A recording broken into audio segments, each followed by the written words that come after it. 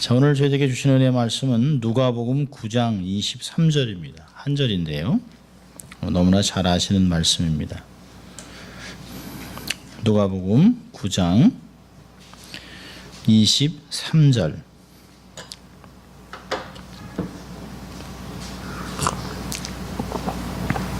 봉독해 드립니다.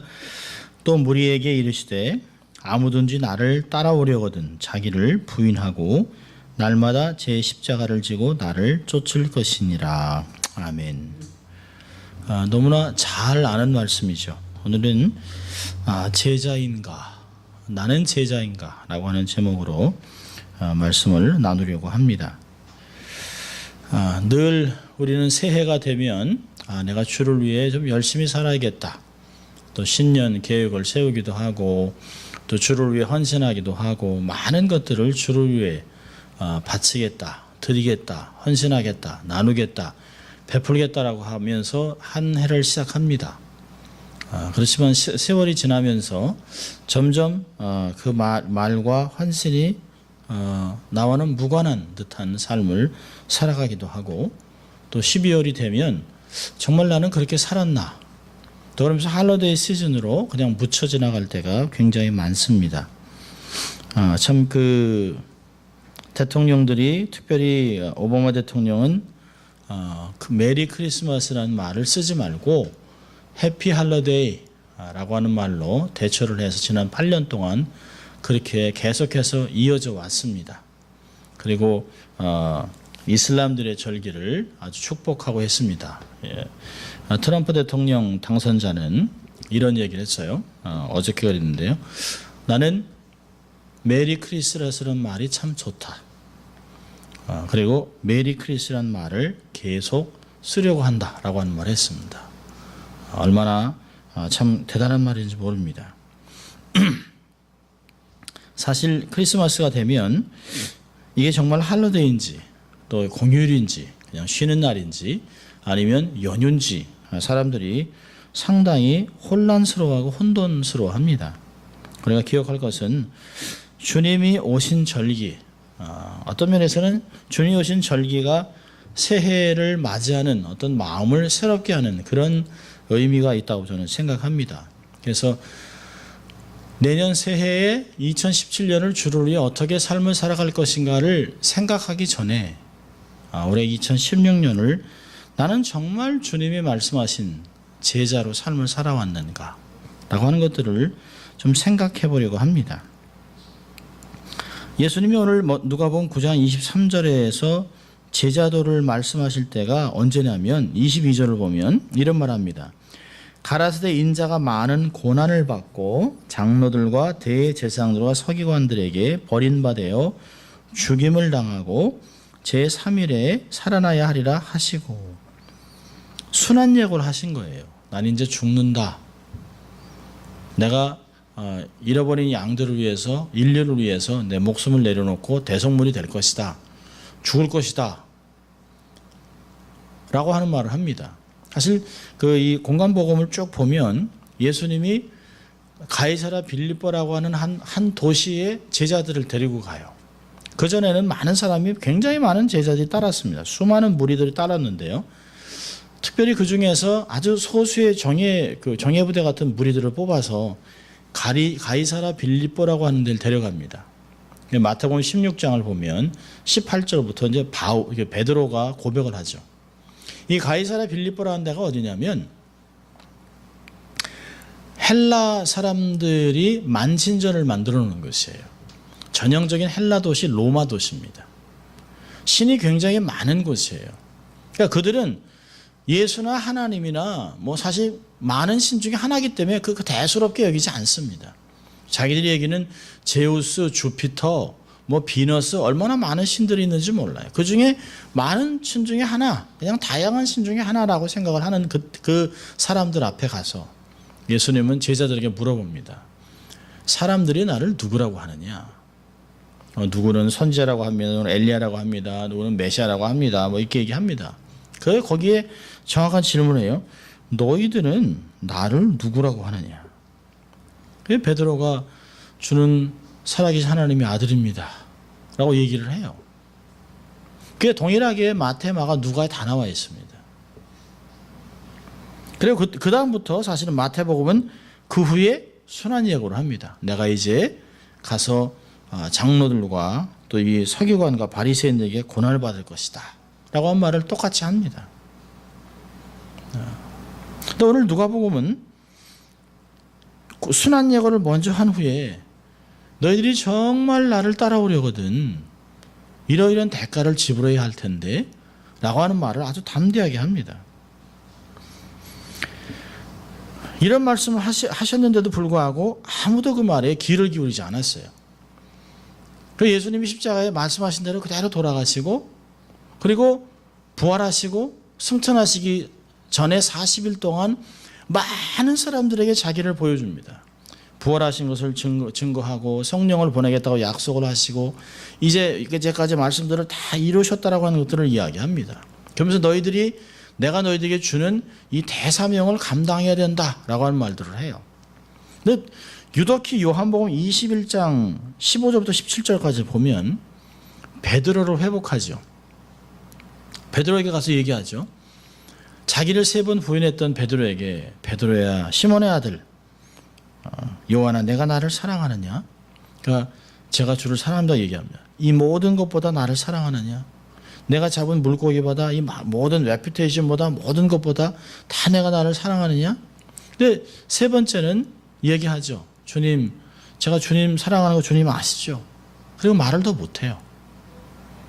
그러니까 주님이 베드로가 어떠한 죽임을 당할 것인가를 이야기합니다. 네가 젊을 때는 띠띠고 다니고 네 마음대로 돌아다녔지만 이후에는 너를 사람들이 끌고 갈 것이다. 결국 어떻게 죽어서 영광 돌릴 것을 이야기합니다. 자, 그런 가운데 어떤 면에서는 우리는 요한복음 21장 이후에 주님이 우리에게 내가 이 모든 것보다 다 나를 사랑하느냐? 라고 하는 질문과 오늘 누가복음 9장에서 이야기하는 제자들의 질문이 우리에게 오늘도 계속해서 유용하다고 생각합니다.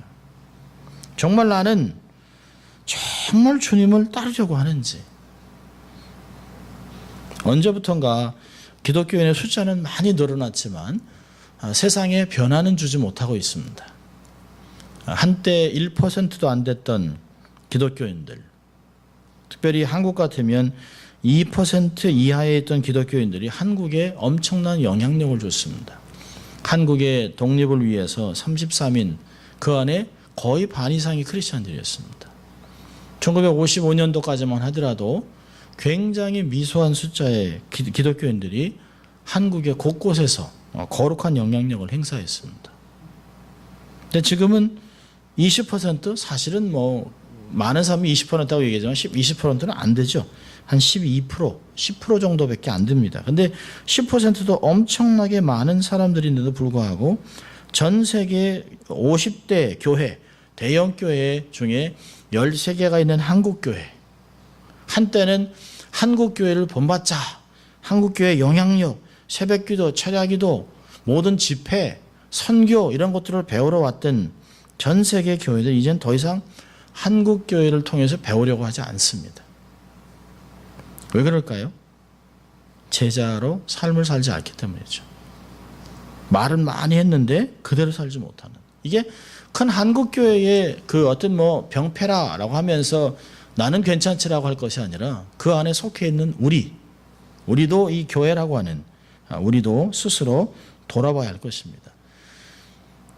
오늘은 12월 21일이지만 올해의 마지막 수요 예배입니다. 마지막 수요 예배를 지나면서 주중 예배야 늘 소수가 모였습니다만은 소수 중에 소수에 모여서 예배를 드립니다만은 정말 한 해를 돌아보면서 나는 정말 제자 같은 삶을 살았나? 나는 정말 예수 믿는다고 정말 감히 얘기할 수 있을까? 나는 정말 기독교인이라고 나는 예수를 사랑한다고 내가 세상에서 빛과 소금의 역할을 감당하겠다고 그렇게 말하고 그렇게 살아가고 있었는가? 앞으로 할 것은 생각하지 말고 지금까지 특별히 올해 아니면 한 달 12월 이 한 달을 어떻게 지냈는가를 돌아볼 필요가 있습니다. 스스로 참 그 고민도 되고 좀 힘들고 어려울 때마다 늘 예수님의 제자들도 읽습니다. 내가 정말 주님을 따라가려거든 나는 뭘 해야 되나? 너무나 머리로 잘 알아요. 수도 없이 외웠습니다. 17살 때부터 성경 구절을 이 구절을 외우고 했으니까 설교도 하고 얼마나 많이 했겠어요. 여기 세 가지를 정확하게 얘기하잖아요. 자기를 부인하고 날마다 제 십자가를 지고 나를 쫓으라. 세 가지 모르는 사람은 없습니다. 예수님의 제자도 그러면 누가복음 9장 23 똑같이 얘기를 해요. 근데 이 제자도가 어디서 절정을 이룹니까? 마가복음 10장 45절에 정말 예수님이 이 땅에 섬김을 받으러 온 것이 아니라 도리어 섬기려 하여 자기의 몸을 많은 사람을 위해 대속물을 주시기 위해 하셨다라고 하는 마가복음 10장 45절의 말씀이 오늘 이 누가복음 9장 23절에 절정을 이루는 것이에요. 예수님이 너희가 정말 나를 따라오려거든 자기를 부인해라. 그리고 제 십자가를 져라. 그리고 나를 쫓으라. 한 모본을 마가복음 10장 45절에서 십자가에서 대속물로 죽겠다. 그렇게 하고 그대로 삶을 이루셨던 모습들을 우리는 보게 됩니다. 누가복음 9장 23절은 정확하게 세 가지 얘기하는데요. 우리는 정확하게 세 가지를 반대로 살아갑니다. 누구든지 나를 따라오려면 자기를 부인해라.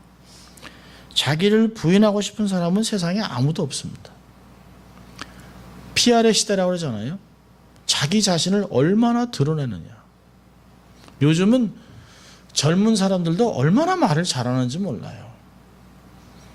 저희 세대만 하더라도 어른들 앞에서 자기 의견을 막 피력하고 자기 잘하는 거 이거 잘해요 저거 잘해요 이러면 되게 그 녀석 참 되게 버르장머리 없고 아나무인이구만 막 가는구만 라고 하는 말을 들었습니다.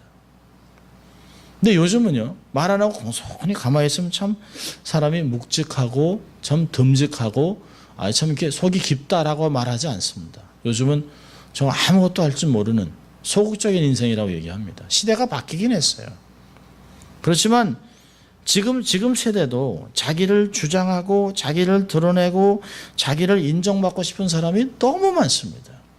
예수 믿는 사람인데도 불구하고 하나님께 헌신했음에도 불구하고 자기를 부인하긴커녕 어찌하든지 자기를 드러내기 위해서 사람들 앞에 서기를 원하고 또 앞서서 가고 장자를 하기 위해서 목사들도 LA 한인 목회 협의회에서 회장이 되기 위해서 주먹다짐을 하고 신문에 서로 파면을 시키고 정말 얼굴이 낯이 뜨거워서 신문을 볼 수 없는 목사라고 하기에 너무 창피한 시대를 정말 살아가고 있습니다. 그러면서 정말 강단에서는 자기를 부인해야 합니다라고 하는 설교를 정말 과연 할 수 있을까 하는 생각들을 해봅니다. 자, 우리 요한 3서를 볼까요? 요한 3서를 보면 요한이 편지를 썼던 그 당시에도 교회에 정확하게 두 종류의 사람이 있었습니다. 요한 3서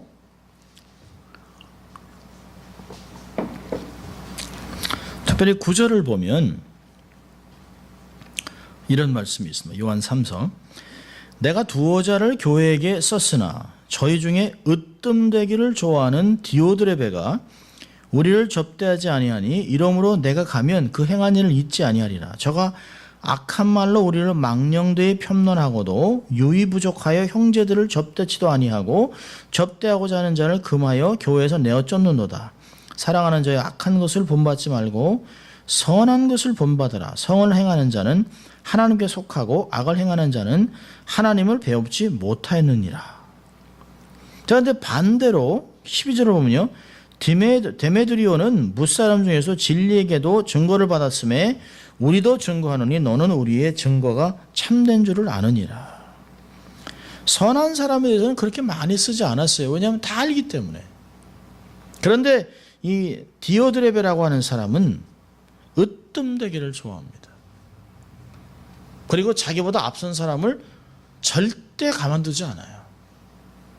공동체 안에서 자기가 일단 주인이 돼야 되고 자기가 먼저 앞서야 되고 자기가 모든 것을 책임지고 자기가 모든 것을 주장해야만 만족하고요. 자기가 하려고 하는 것을 조금이라도 앞서서 맡기만 하면 그 사람을 내어 쫓기까지 하는 사람입니다.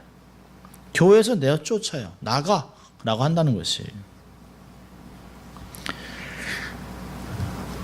사도 요한이 목회했던, 사도 요한이 말씀을 가르쳤던 예수님의 사역과 예수님의 십자가에서 돌아가심과 부활과 승천과 능력까지 보고 성령 충만과 오순절 다락방에서 성령 세례를 받고 놀라운 사역을 감당했던 사도 요한, 가장 오랫동안 살았던 사도 요한, 사랑의 사도였다라고 하는 그 사도 요한의 가르침을 받았던 사람 중에도 이런 사람이 있어요.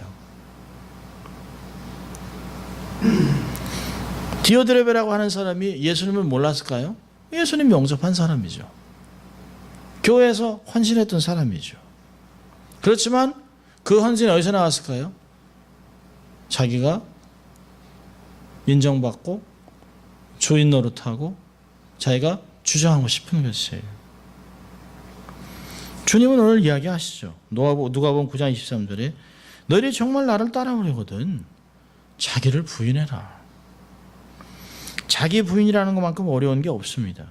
왜냐하면 우리는 인간적인 생각으로 너무 가득합니다. 인간적인 생각을 내려놓으라는 것이에요. 육신의 본성이 악함을 인정해야 합니다. 우리의 마음이 얼마나 부패한지 스스로 나는 선하다라고 할 것이 아무것도 없습니다 라고 인정을 해야 되는 것이에요. 나는 좀 괜찮죠 라고 한다면 절대적인 거룩함 앞에서 우리가 그런 말을 할 수 없는 거죠. 육신의 본성이 악하기 때문에 내가 내 생각을 하나님 중심으로 옮겨야 된다는 것이에요. 우리가 소유하고 있는 고정관념, 가치기준 이런 전통들을 말씀에 비춰봐야 한다는 것이죠. 주님 좀 보셔서 내 안에 잘못된 것들이 있나를 좀 살펴주십시오. 내 자신도 나를 잘 모릅니다라고 하는 것이 시편 139편에 있는 다윗의 기도입니다.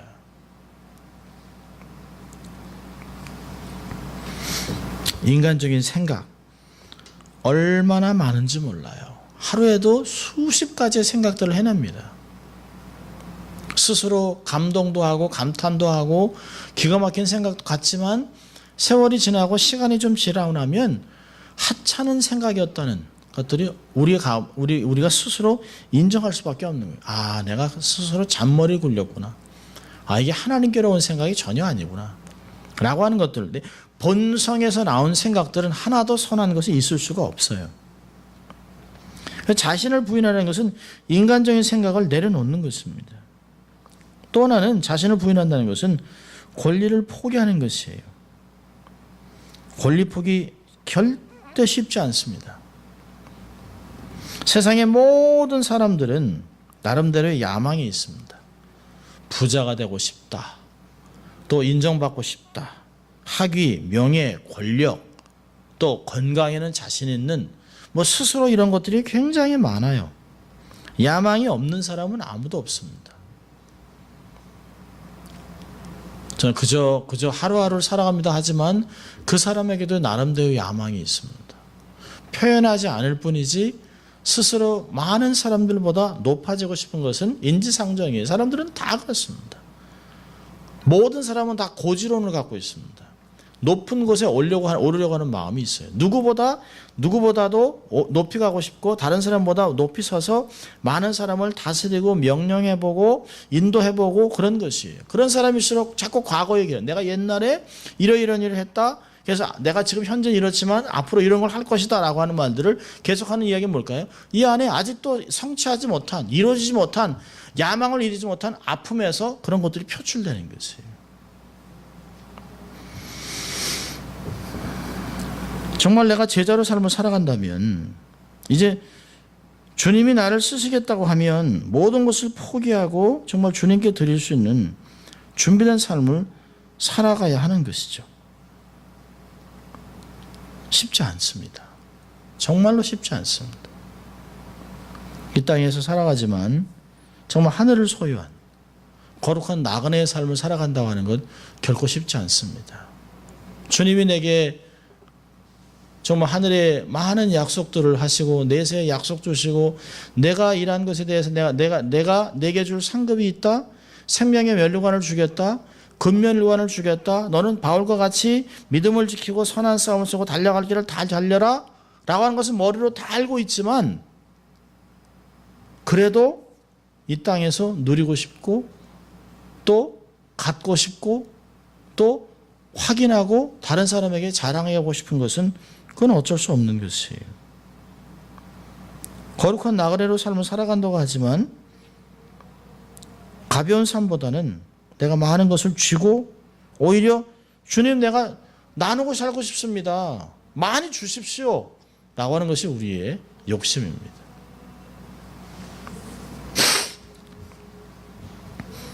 자신을 부인하는 삶 쉽지 않습니다. 정말 2016년 내가 2017년의 삶을 주님이 새로운 선물로 주실 텐데 정말 주님의 제자로 삶을 살아가면서 또 다른 빈말로 또 다른 공허한 말로 하나님께 헌신을 하고 12월 달에 와서는 또 부족하고 연약하고 한 해가 이렇게 지나갔습니다. 무익하고 정말 게으르고 무익한 종입니다. 라고 하는 마음을 가지고 부끄럽고 창피한 가운데 또 새로운 위로를 갖고 또 새해를 받는 이것이 인생인가 보다라고 하기에는 우리의 신앙이 너무 정말 세상 말로 하면 좀 비열한 것 같습니다. 나는 정말 제자인가? 정말 제자인가를 생각하면서 나는 자신을 정말 부인하는가?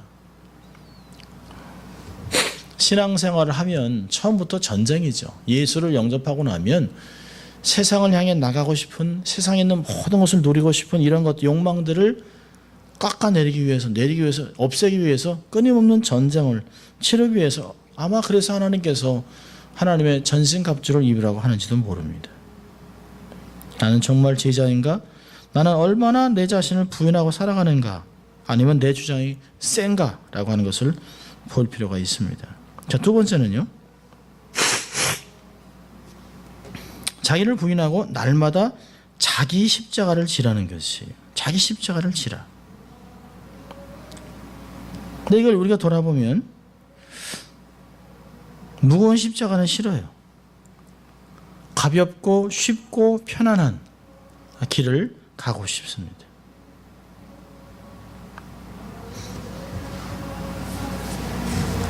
십자가를 지라고 하지만 십자가를 달고 다니기도 귀찮은 어떤 면에서는 점점 기독교인이 미국이 점점 선교지화되면서 기독교인들의 삶이 위축되고 또 점점 기독교인이라고 하는 것이 부끄러워지고 기독교인이라는 걸 드러내기는 좀 수치스러운 것 같은 그래서 공공장소에서도 대놓고 기도하기보다는 그저 슬쩍 눈 감고 그냥 끝내는 이런 삶을 살아가면서 나는 정말 십자가를 지고 사람들의 비난과 손가락질을 능히 감당하려고 하는 마음이 있는가? 아니면 그냥 쉽게 편안한 삶을 살아가는 것인가?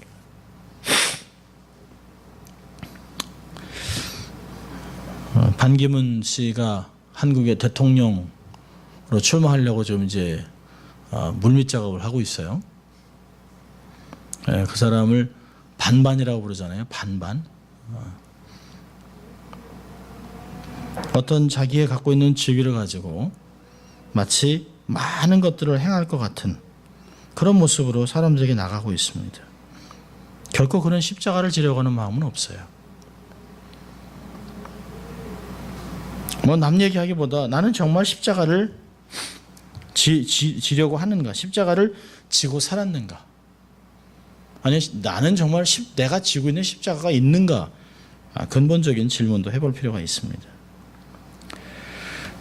십자가를 진다고 하는 것은 첫째로는 자기의 부르심을 확실히 깨닫는 것입니다. 우리의 신분은 십자가 안에서만 있습니다. 신분이 십자가 밖에서는 결코 우리에게 이루어지지 않습니다. 십자가만이 우리가 어떠한 사람인지를 드러내는 것이에요. 우리가 십자가를 지고 있을 때 비로소 저 사람이 기독교인이구나 라고 하는 것을 알 수 있는 것이죠.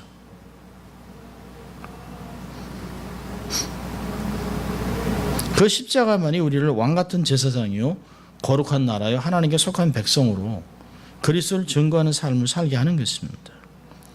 성도의 삶은 십자가의 구속으로 시작되는 것이죠. 십자가는 우리의 비전이고 우리의 달란트입니다. 십자가의 크기에 따라 사역의 크기가 결정되는 것입니다. 그런데 작은 십자가를 지고 큰 일을 하려고 하는, 십자가는 지지 않고 열심히 큰 영광을 쫓는, 많은 베네핏을 누리려고 하는 것들을 자주 보게 됩니다. 우리가 가끔 그러잖아요. No pain, no gain. No cross, no crown. 말은 너무 쉽게 하지만 거기에 갖고 있는 의미는 우리의 삶에 잘 적용하지 않습니다. 고난의 십자가에 따라 우리의 사역의 크기도 결정되고 우리의 삶의 깊이도 결정되는 것이죠. 그만큼 인내도 필요하고 그만큼 내공도 필요하고 그만큼 많은 시간들이 필요한 것이죠. 두 번째로 여기 자기 십자가를 지라는 걸 보면 자기 십자가, 남의 십자가가 아닌 비교하지 말라는 것이죠. 하나님 우리 그리스도인들에게 개개인에게 놀랍도록 독특한 계획을 갖고 있습니다.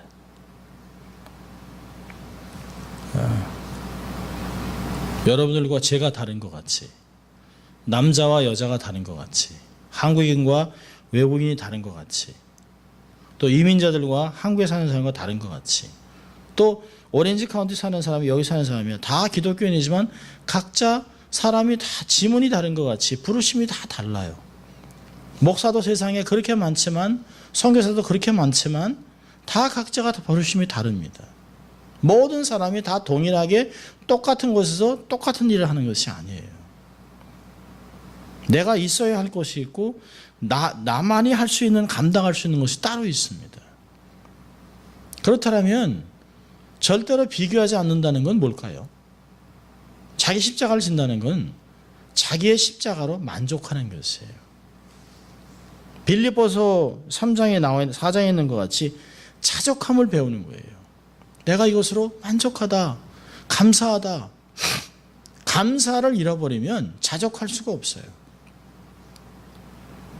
내게 주신 것, 남의 것이 더 커 보이죠. 남의 것이 훨씬 더 좋아 보이죠. 남의 것이 훨씬 쉬워 보이죠. 남의 것이 훨씬 편안해 보이지만 그건 내게 아니에요. 그건 내게 주신 것이 아니에요. 우린 가끔 대리만족을, 내가 저 자리에 있었다면, 내가 저 정도만 있었다면 내가 이만큼만 젊었음이라고 하는 말을 하지만 그건 현실을 도피하는 것뿐이죠. 내가 있는 지금 이 자리에서 내게 부르신, 나에게만 주신, 하나님이 내게만 요구하시는 그것을 받아들이고 만족하고 감사하면서 감당한다면 자기의 십자가는 얼마나 그 기쁨으로 질 수 있을까요? 타인과 비교하면 늘상 우리는 열등하거나 우월하거나 안타까움에 빠질 수 있습니다. 내가 이거는 저 사람보다 낫지. 아유, 저만큼은 안 되지. 라고 하면서 하루에도 수십 번씩 롤러코스터를 탔다 내렸다 올라갔다 내렸다 하면서 좌절감과 함께 교만과 함께 하루 종일 그렇게 기쁨이 없는 삶을 살아갈 수 있습니다. 세상이 원체 빠른 스피드로 변하기 때문에 우리의 생각도 옛날같이 머무는 시간이 없어요. 쉼표를 찍으면서 생각하고 여유가 없습니다. 녹차 한 잔을 마실 수 있는 여유도 없습니다. 그렇다고 정말 시간이 없는 거 아니에요. 마음의 여유가 없는 것이에요. 영적인 여유가 없습니다. 그냥 분주하게 뺑뺑 돌면서 다른 사람과 비교하면서 안타까워하고 낙심하고 과거를 현재에 또 내 삶을 다른 사람과 계속 비교하면서 끊임없는 비교를 통해서 안타까움을 겪습니다. 주님이 정확하게 말씀하셨어요. 날마다 주일만이 아니라 날마다 자기의 십자가를 져라 라고 얘기하고 있습니다. 결코 쉽고 편안한 것이 아니에요. 내가 볼 때 저 사람 십자가도 저 사람 십자가면 내가 지겠네? 아니요. 그 사람에게는 그게 무거운 십자가입니다. 목사의 십자가만 무거울까요? 아니요. 교인들도 자기 나름대로 자기가 정말 감당하기 힘든 그런 십자가를 지는 것이에요. 누구 하나 쉬운 십자가는 아무도 없습니다. 상대적으로 보면 안 돼요. 하나님이 그 사람에게 맞게 각각 자기에게 십자가를 주셨어요. 그걸 받아들이고 비교하지 말고 자기 부르심을 확인하고 정말 자족하면서 하루하루를 살아가는 것입니다. 너무 빨리 뛰려고 하지도 말고 너무 큰 걸음을 내리려고 하지도 말고 내가 할 수 있는 만큼 조금씩 그러나 매일매일 가는 것이에요. 우리 어릴 때 토끼와 거북이 굉장히 많이 들었잖아요. 토끼와 거북이. 그게 진짜더라고요. 보니까 그 유튜브에서 토끼와 거북이를 이렇게 많은 사람이 보면서 토끼와 거북이 이렇게 놓고 두 마리를 다 놓고 이제 경주를 시켰어요. 그래서 한쪽에서 막 사람이 부르는 겁니다. 근데 토끼가 막 뛰어가다가 역시 토끼는 빨라요. 그런데 토끼는 한참 뛴 다음에 서서 두리번 하고 있습니다. 근데 거북이는 천천히 쉬지 않고 끝까지 결국에는 거북이가 이겼어요. 토끼가 거기도 참 재밌더라고요. 토끼가 이렇게 가만히 서 있다가 막 반대쪽에서 빨리 오라고 이제 막 손짓을 하고 그러니까 그때서야 두리번 하다가 펄쩍펄쩍 돼서 갑니다. 빨리 가는 게 중요한 게 아니죠.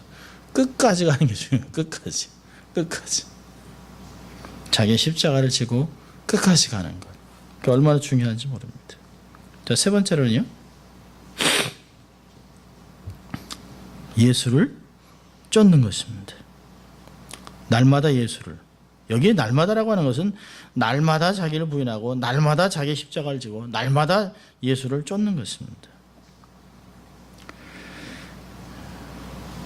우리는 우리의 필요에 따라 사람을 만나려고 해요.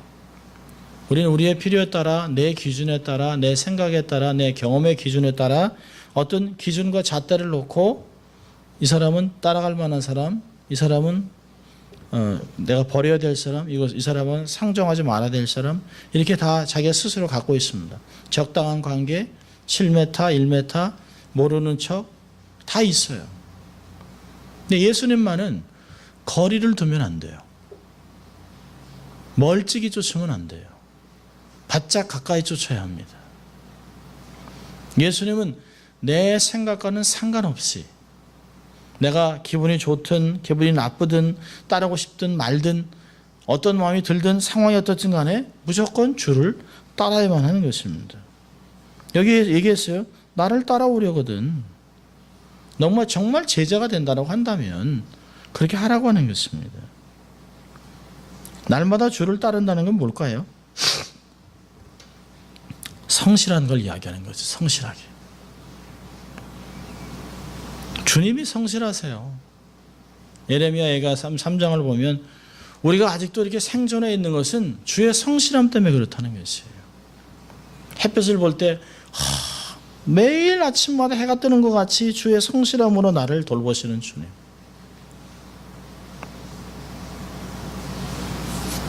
주님은 성실하게 동일한 모습으로 말씀하세요.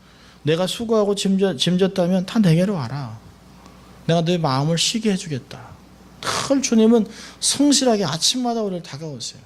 다가오셔서 함께 가자라고, 사랑하는 자에다 함께 가자라고 얘기를 하십니다.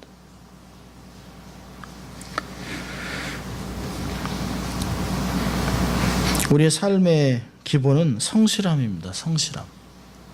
변함없이 성실함. 성실함에 열심히 더해져야죠. 패셔너트한 게 필요합니다.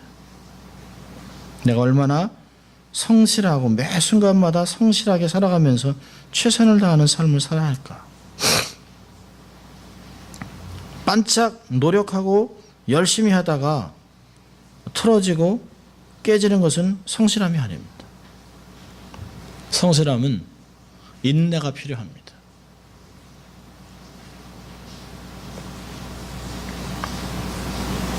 성실함은 많은 참음이 필요합니다. 그래서 달아진 것이에요. 모난 것이 달아지고 둥그러져서 늘 굴러가는 것이에요. 늘 동일하게 줄을 따라 가는 것입니다.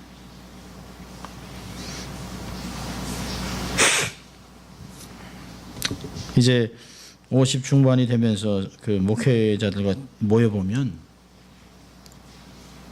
한때 막 89년, 88년에 열심히 주를 위해 살자고 뭉쳤던 선교사들, 목회자들, 전도사들이 신학교에서 같이 공부하다가 지금은 뿔뿔이 흩어졌습니다. 뿔뿔이 흩어져서 사역들을 하면서 무너진 사람도 있고 사역을 포기한 사람도 있고 너절부러 있는 사람도 있고 낙심해 있는 사람도 있고 분이 가득 찬 사람도 있고 근데 그 중에서도 누가 사역을 잘 소위 사고치지 않고 정도로 걸어가느냐? 성실한 사람입니다. 그 성실함은 공부할 때부터 있었던 성실함이에요. 정말 이게 점수를 잘 받기 위해서 열심히 하고 클래스 빼먹고 잘 외우고 머리가 똑똑했던 사람들이 목회를 잘하는 것이 아니에요. 교회를 크게 키울 수는 있겠습니다. 큰 소리를 내면서 막 움직일 수 있겠어요. 최근에 어떤 엄청난 사역을 했던 장로님을 본 적이 있습니다. 그런데 다 날아갔어요. 아무것도 남은 게 없어요. 사람들은 그분이 했던 엄청난 일만 기억합니다. 제가 그랬습니다. 지금은요. 옛날에 했던 열심, 그 열심 말고 하나님 앞에 매일 동일하게 섰던 성실함이 어디 있냐는 거예요. 사업에서 실패하고 자기의 삶에서 어려움을 겪고 그러면서 삶이 무너지면서 그에게는 성실함이 없어요. 열심은 있어지죠. 성실함이 얼마나 중요한지 모릅니다. 신앙의 기본은 성품과 성실함입니다. 거기에 열심이 더해질 때 열매를 맺는 것이죠. 날마다 주를 따르기 위해서는 성실함에다가 초점을 잘 맞춰야 합니다. 누구를 바라보고 따르냐에 따라 어떤 사람이 될 것인가 결정이 되는 것이죠. 초심을 잃지 말라고 그러잖아요. 초심이라는 게 처음 마음도 있지만 처음에 맞춰놨던 그 초심을 잃어버리면 안 되죠. 초점을 맞추지 못하니까 참 어렵습니다. 참 눈이 마냥 좋을 줄만 알았죠. 근데 노안이 되면서 이게 초점이 안 맞아요. 초점이 멀리 있는 것도 안 보이고 대충 아는 거 외에는 막 눈을 이렇게 찌그려야 되고 안경을 써야 이렇게 글자도 보이고 이런 걸 보면 이 초점이라는 게 참 맞히기 어렵다.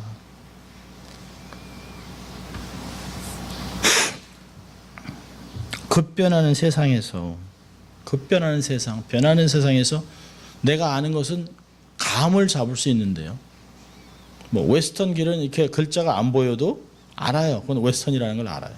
피코, PICO 글자가 안 보여도 피코라는 거 알아요.